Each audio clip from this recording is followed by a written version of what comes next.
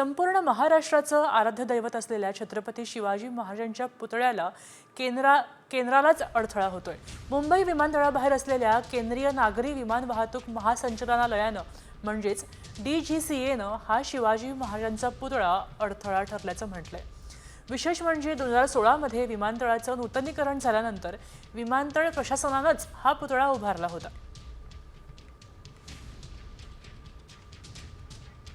दरम्यान नेमकं काय झालं या प्रकरणाचा आढावा घेतलाय आमचे प्रतिनिधी सचिन गाड यांनी। पाहूया।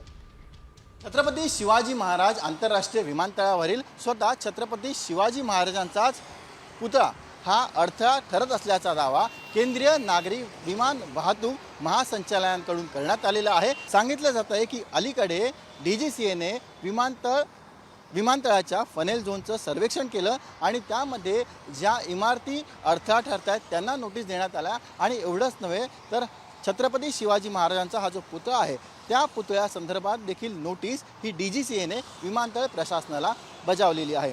2016 साली जेव्हा मुंबई आंतरराष्ट्रीय विमानतळाचं नूतनीकरण करण्यात आलं तेव्हा स्वतः विमानतळ प्रशासनाने हा पुतळा उभारलेला होता।